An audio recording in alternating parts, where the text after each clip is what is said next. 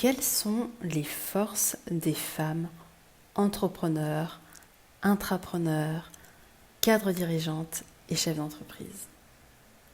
Bonjour mes leaders, comment allez-vous? Alors pour celles qui ne me connaissent pas, je m'appelle Patricia, je suis coach de leadership au féminin et j'accompagne les femmes cadres dirigeantes et dirigeantes à atteindre leurs objectifs en toute fluidité. Parce que je suis intimement convaincue que chaque femme mérite d'atteindre ses objectifs, de s'autoriser à aller vers ce qu'elle aime et de réaliser ses rêves. Alors aujourd'hui, je vous propose de voir finalement quelles sont ces forces que les femmes entrepreneurs, intrapreneurs, cadres dirigeantes, chefs d'entreprise ont à leur disposition. Et en fait, j'ai envie de vous en livrer 4. Tout d'abord, cette capacité à arborer, j'ai envie de dire arborer, oui, plusieurs casquettes, plusieurs chapeaux. Ensuite, leur intelligence émotionnelle, notre intelligence émotionnelle. En troisième force, le mindset. Et en quatrième force, cette volonté d'exploser, de dépasser ce plafond de verre et ces barrières systémiques qui existent aujourd'hui.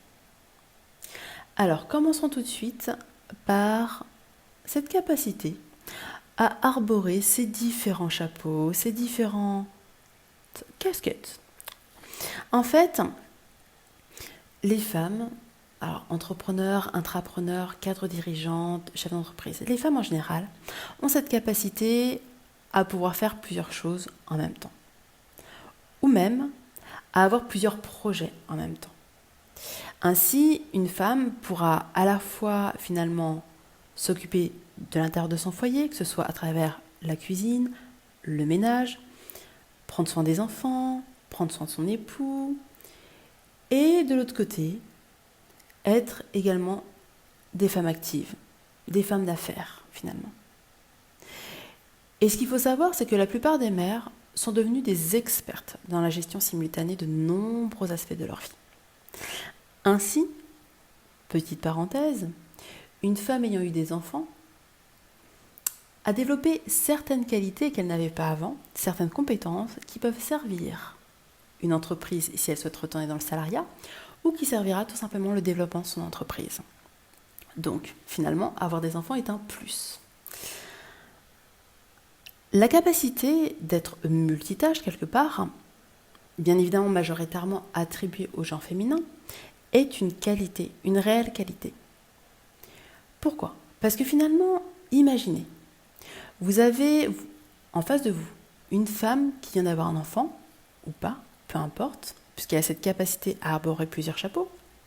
Et en fait, elle peut s'occuper des finances, préparer les factures, enregistrer les dépenses, s'occuper des RH, ensuite après du marketing, ensuite de la vente des produits. Bref, elle peut avoir une vision globale et même à 360 degrés de votre entreprise, de sa direction, de son service, pour vous proposer une vision, une stratégie claire. Deuxième point, deuxième force, son intelligence émotionnelle. Ce qu'il faut savoir, c'est que les femmes ont obtenu de meilleurs résultats que les hommes dans la plupart des domaines de l'intelligence émotionnelle. Selon une étude d'une firme américaine, la division Korn Ferry de Korn Ferry, publiée en 2016. Les femmes étaient meilleures dans les compétences non techniques, qui les aident en réalité à diriger plus efficacement les entreprises. Elles sont quelque part plus conscientes d'elles-mêmes et font preuve d'empathie à l'égard des autres, ce qui leur permet d'obtenir de meilleurs résultats que les hommes dans différents domaines clés, tels que le leadership, la gestion des conflits, l'organisation, le coaching, l'adaptabilité ou même le travail d'équipe. Toujours selon cette étude de 2016, les femmes apportent une incroyable intelligence émotionnelle aux entreprises qu'elles dirigent. Cela signifie concrètement que les femmes peuvent mettre à profit leur aptitude à l'intelligence émotionnelle lorsqu'il s'agit de diriger également leur propre entreprise, leur permettant bien évidemment de garder les employés plus longtemps ou leurs prestataires. Troisième force qu'ont les femmes, c'est en réalité leur mindset. Alors le mindset, ou si on traduit en français l'état d'esprit, je dirais même positif, est la façon dont on pense, le regard que l'on porte sur soi-même, sur une situation et sur notre entreprise en tant que dirigeante ou entrepreneur. Donc le mindset entrepreneurial n'est pas inné. Il faut le développer, comme tout mindset d'ailleurs. En clair, c'est la mentalité à mettre en place pour réaliser vos objectifs et donc mener votre société, votre direction au succès. Donc, là, jusqu'à aujourd'hui, par rapport à ce que vous vivez, comment était votre mindset? Comment était votre état d'esprit? Et comment décidez-vous de le développer à partir de maintenant? Qu'est-ce que vous pourriez penser de la situation que vous vivez afin justement d'ouvrir les différentes possibilités et d'accroître votre mindset? En quatrième force, je dirais, il y a également cette volonté de dépasser, d'exploser, quelque part de pulvériser, comme certaines le disent, le plafond de verre et les barrières systémiques qui existent. En fait, c'est un constat. Il existe réellement un plafond invisible auquel se heurtent les femmes dans l'avancée de leur carrière ou dans l'accession à de hautes responsabilités. Alors peut-être que vous êtes déjà au courant, en 2021, fin octobre 2021, la loi dite Rixin a été votée pour asseoir la parité, la représentativité des femmes à hauteur égale que celle que les hommes, au sein des comités de direction.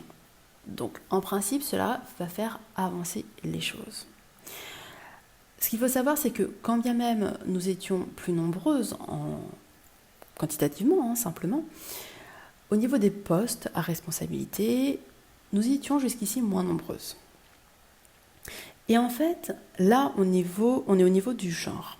Ce qu'il faut savoir, c'est que si on s'intéresse à d'autres critères minoritaires, par exemple la couleur d'une femme, là, du coup, il va y avoir encore plus de challenge. Les femmes de couleur, par exemple, ont souvent été poussées à démarrer leur propre entreprise à la suite d'expériences de préjugés et de racisme sur leur lieu de travail même. Même si elles occupent des postes à responsabilité, elles sont encore confrontées à des stéréotypes raciaux. Et ce, peu importe leur entourage. Je pense à une célèbre entrepreneure américaine, C.J. Walker, qui a créé son entreprise autour de produits capillaires après avoir été victime, de par son employeur et même son entourage, de propos racistes. Alors même que son employeur est également noir, en tout cas métissé. Peu importe. Tout ce que je veux vous transmettre aujourd'hui, mes chères leaders, c'est que en fait, vous avez ces 4 forces en vous. Donc, comme dit Tory Burch, ayez confiance. Souvent, les femmes entrepreneurs sont elles-mêmes leur propre challenge. Et en réalité, cette casquette d'entrepreneur, que vous vouliez ou non, vous l'avez déjà dans votre vie quotidienne, dans votre vie privée. Alors, exploitez-la pour votre vie professionnelle. Transférez ces compétences que vous avez pu développer dans votre vie privée, dans votre vie professionnelle. Et amusez-vous sur le chemin. Voilà mes chères leaders. J'espère que ce podcast vous a plu et que vous penserez à vous abonner et à le partager. Je vous invite à indiquer quelle force vous avez identifiée chez vous de manière prédominante et quelle force vous avez décidé de développer un peu plus chaque jour à partir d'aujourd'hui. Je vous invite à le laisser en commentaire ou même à m'envoyer un message privé. D'ici là, prenez soin de vous. Je vous embrasse.